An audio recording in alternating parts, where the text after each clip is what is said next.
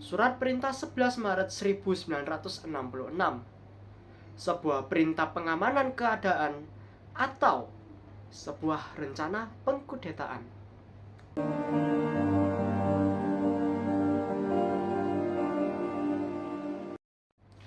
Hai, selamat datang kembali di channel Widya Historia. Bagaimana kabarnya teman-teman?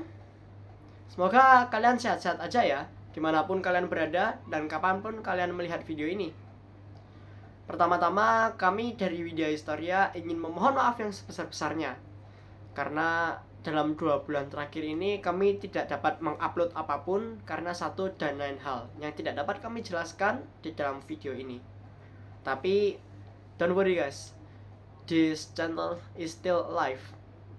Jadi channel ini tidak mati, kami tidak menghilang, dan kami akan terus berkarya melalui channel ini.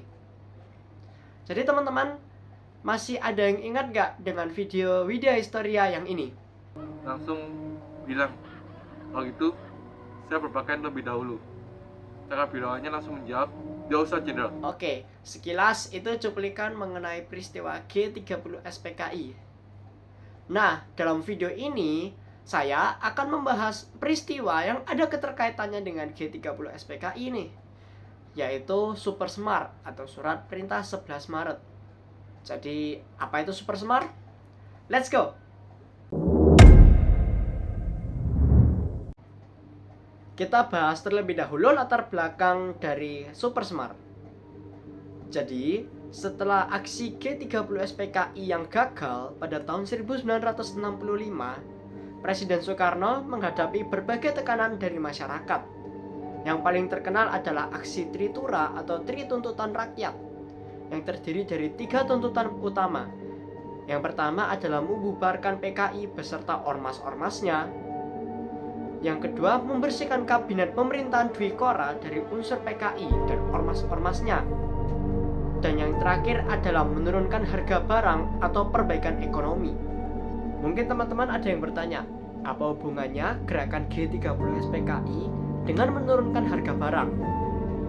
Setelah peristiwa G30 SPKI, Indonesia mengalami yang namanya hiperinflasi sebesar 600%.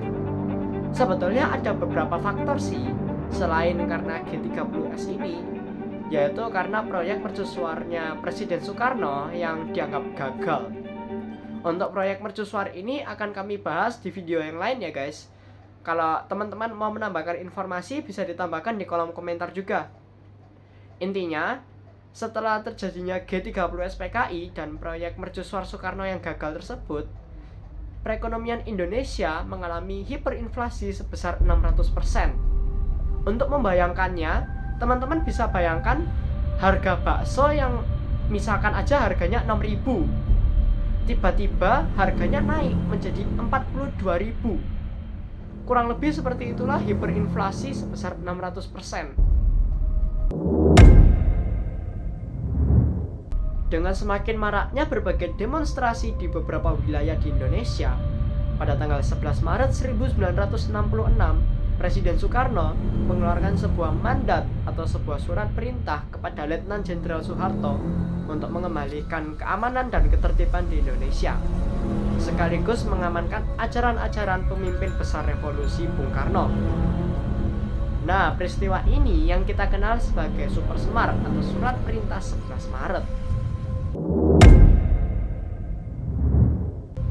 Tetapi terjadi penyalahgunaan kekuasaan yang dilakukan oleh Soeharto. Merasa memiliki wewenang, beliau membubarkan partai PKI serta mengeksekusi dalang dari G30 PKI beserta dengan petinggi dari partai PKI seperti Dayan Aidit, M. Lukman, dan Nyoto. Rakyat sipil pun juga tidak luput dari pembantaian tersebut. Sipil yang dituduh sebagai anggota PKI dapat langsung dieksekusi tanpa menghadapi atau tanpa menjalankan penyelidikan atau pengadilan lebih lanjut.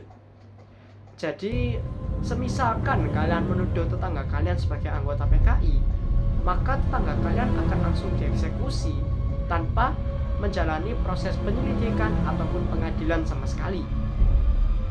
Peristiwa ini dikenal sebagai pembantaian PKI 6566. pada tahun 1967, Presiden Soekarno dilengsarkan karena sudah tidak mampu lagi untuk menjabat lebih lama. Sebenarnya, dalam peristiwa pelengseran tersebut, ada juga campur tangan dari Letnan Jenderal Soeharto. Mengingat beliau pun juga memiliki dukungan atau backingan yang besar. Akibat pada masa itu, Kabinet Dwikora terpecah menjadi dua, yaitu pendukung Soekarno dan pendukung Soeharto. Melalui dukungan tersebut, Presiden Soeharto pun juga ikut turut andil di dalam pelengseran dari Presiden Soekarno pada masa itu. Pada 7 Maret 1967, melalui sidang MPRS yang dipimpin oleh Jenderal A.H. Nasution, Presiden Soeharto diangkat menjadi pejabat presiden dan secara resmi dilantik menjadi presiden pada tanggal 26 Maret 1968. Dan bagaimana nasib dari Presiden Soekarno? Beliau menjadi tahanan rumah dan wafat pada tanggal 21 Juni 1970 akibat penyakit yang dideritanya. Dan beliau dimakamkan di Blitar, tempat kelahirannya. Sekian pembahasan dari Super Smart atau Surat Perintah 11 Maret. Kalau teman-teman suka video ini, jangan lupa klik like-nya, jangan lupa subscribe, dan jangan lupa share ke teman-teman yang lain ya guys.